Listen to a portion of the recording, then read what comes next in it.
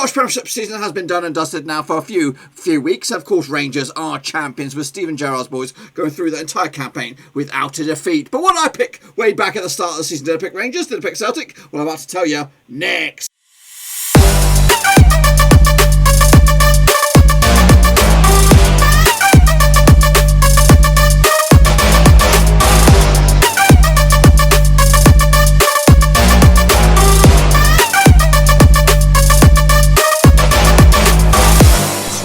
Once again with another prediction reaction video. Today we're going to go all the way back to the back end of July 2020 and have a little look at what I thought will happen in this past season's campaign, and we'll get to that in just a second. If you're new to the channel, where the hell have you been, boys? Smash your subscribe and get you bang up to date with all things Scottish Premiership related, Blackburn Rovers related, whoa, football related, back in my bloody house. That's right, of course I've been on the road for the past week, but we're back, and of course hopefully normality will resume in some sort of shape or form. Of course I'm going back to work tomorrow, so things will get a little bit different.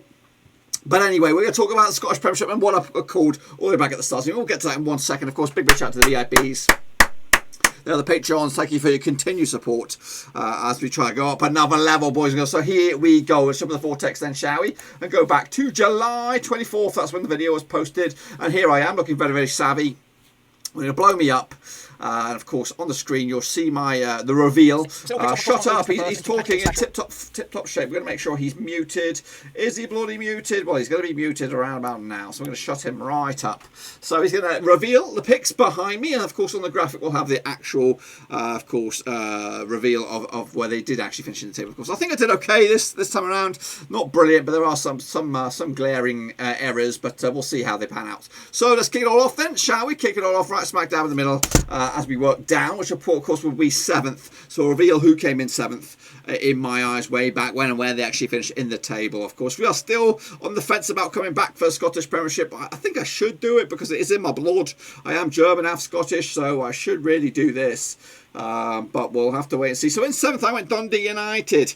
That's right. Of course, in my eyes, they actually finished in the real world. They finished in 9th. Of course, yes, Mickey Mellon has gone and left Dundee United subsequently after this season. Of course, not a bad season, just shy of that halfway barrier. But of course, they couldn't break into that top 6. But a decent return to the top flight out in Scotland. But again, Mickey Mellon's gone on to pastures new this time around. So I don't know where to go with them next season. Of course, into 8th, we have, of course, probably the team or the surprise package of the season was St John's, of course, Callum Davison, ex-Rover, done a cup double, of course, finishing in respectable 5th, that's right. Very, very strong campaign for them, and I'm sure they're going to go build on that next season. Of course, Callum Davison will be a sought-after manager in the managerial merry-go-round. I think if they can keep a hold of him for another season, it'll do his resume very, very well, and of course, it'll do St John's the world of good as well. And they'll be in Europe as well, of course, winning those two Scottish competitions. I do look forward to seeing them competing with some other European heavyweights, I would guess,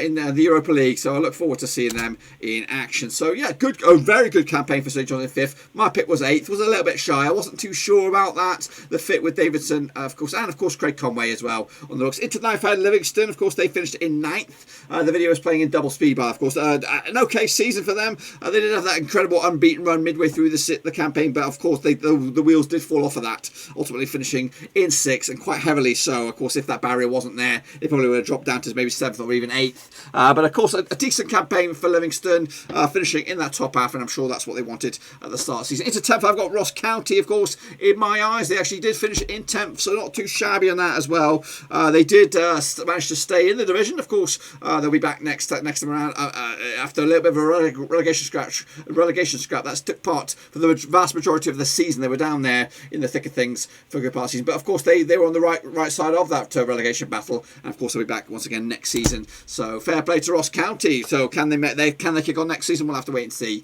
So into the bottom 2, of course, subsequently the 11th spot team has ultimately gone down, and we'll reveal that in just a second.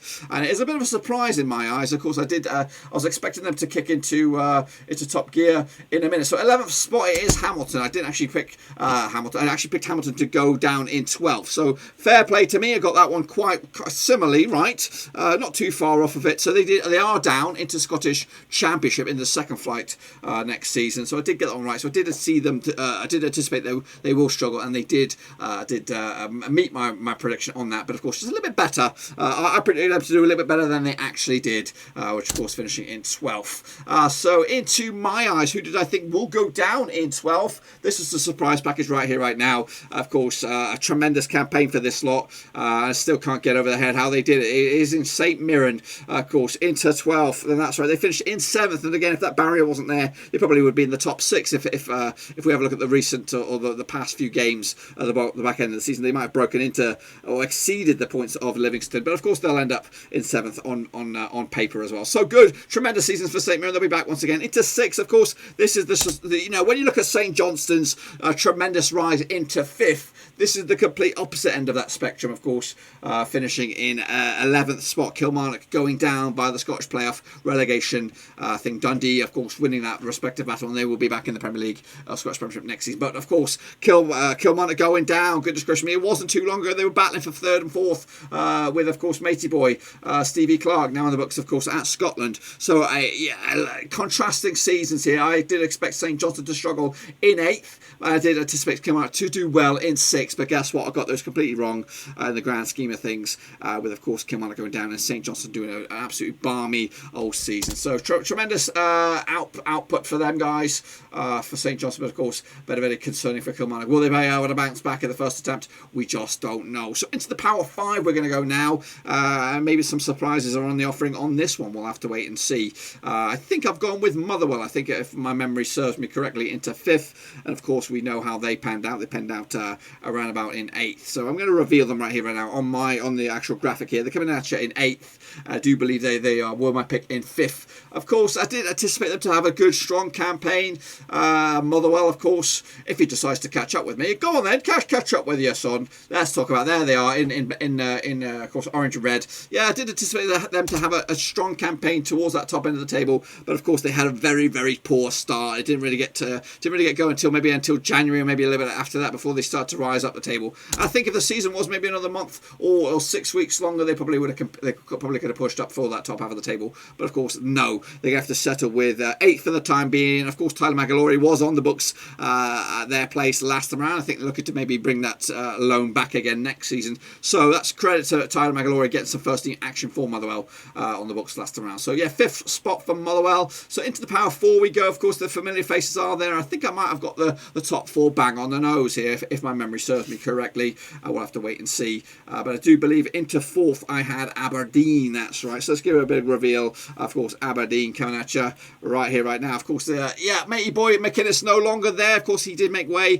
towards the back end of the season, and I actually don't know who is actually taking over the reins at Aberdeen right here, right now. So it's going to be going to a season of concern for Aberdeen. I think heading into next season, whether we cover it or not, I don't know yet. I really don't know. I think Aberdeen's the days of them finishing in the top 4, which have been guaranteed for pretty much the past 10 years, I think they're going to be more of a debate about that now. I think there could be more of a 5th or a 6th place team. I think those days of 3rd and 4th spot finishes are going to be taking a back seat now. I think Aberdeen have been in that category alongside Hibernian for a decade or longer than that, to be fair. But I think they're going to struggle. Of course, McInnes, for me, he should have jumped when the going was good, when his stock was high. Right here, right now, I think his stock is a little low.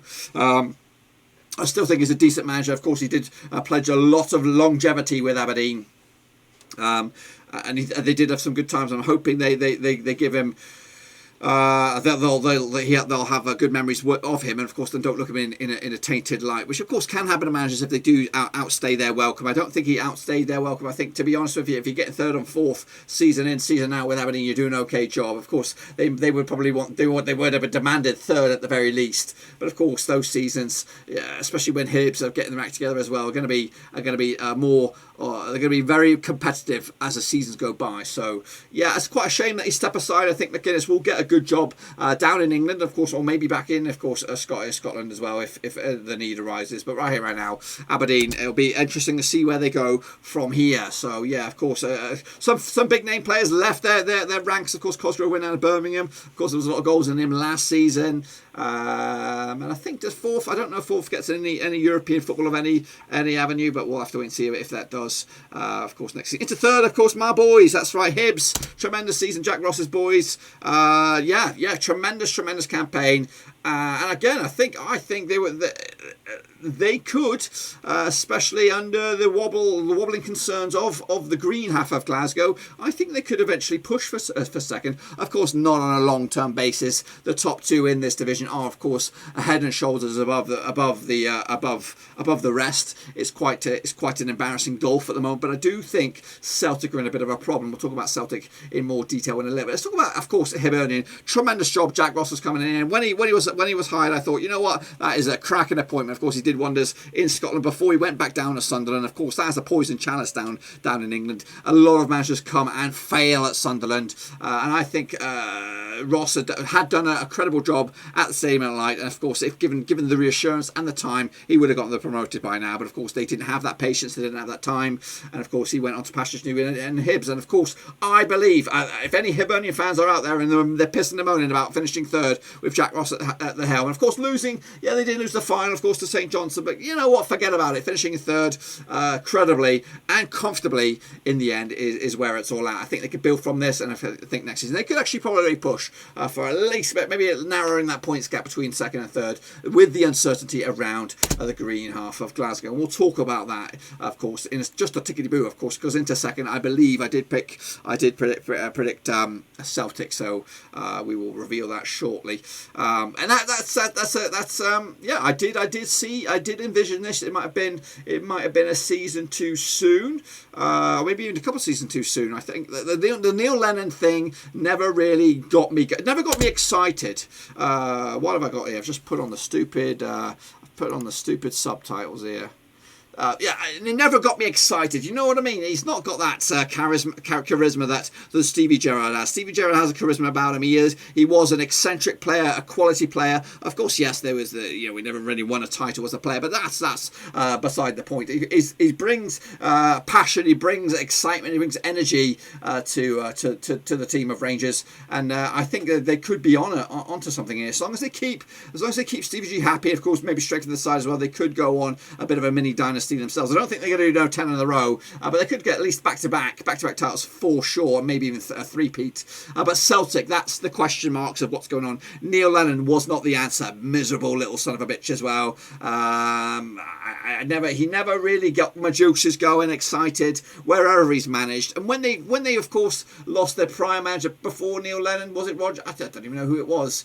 It's been a while now, but the hire of Lennon doesn't really, it doesn't give me the goosebumps. It gives me sort of like shivers, really. It's like, oof, not bloody Neil Lennon. It just sounds like miserable, dire football. To be fair, he might bleed green and white, fair enough. But to be fair, on a third party point of view, looking at it, I think it's a poor hire. Of course, they had this summer. They've had the chance to bring in Eddie Howe. That seems to have gone flat as a pancake. And now they're looking at this Australian dude out in, I don't know, wherever he's managing, maybe in Greece, I think.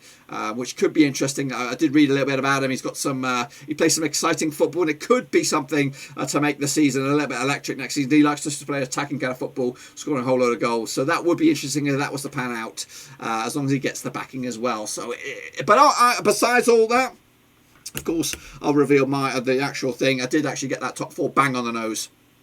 So Celtic, miserable from the get-go, finishing second, and miserably so. It wasn't just finishing second and in within a touching distance of Rangers. They were comfortably beaten this time around. As for Rangers, though, Stevie Gerrard's boys this season were absolutely incredible, and they got everything spot on. I think they did very, very well in the Europa League as well, getting quite far in the competition. So fair play to them, ultimately losing to Slavia Prague, which was, of course, a tricky sort of unit to oust in the tour. But fair play, going the season, not only winning the title, but of course going unbeaten is, of course, something to be to enjoy and to relish. And hopefully they can roll into next season and make that unbeaten run even more longer than just the season. Maybe even push for a second season back to back. That'd be absolutely incredible if they were to do just that. Make it sort of a double Invincibles. Put that on your plate and smoke it.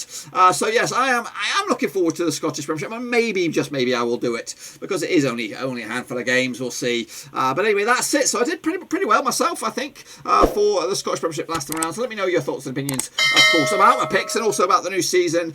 Do you think it will still be a one horse race next season, or do you think Celtic can get themselves back into it? What about the chasing pack? Do you think Aberdeen will still be in the mix in the top half of the table, or will they have a bit of a season of transition under a new manager, of course, next campaign? But that's it. Make sure you give the video some love, smash your thumbs up, smash your subscribe, check out the links down below. I'm on Twitter, Twitch, Facebook, and of course Patreon as well, and also check out the link to the Discord, where of course we are there live and at you. I'll see you soon, of course, for some more action whenever it comes around on the channel, but until then, I'm out.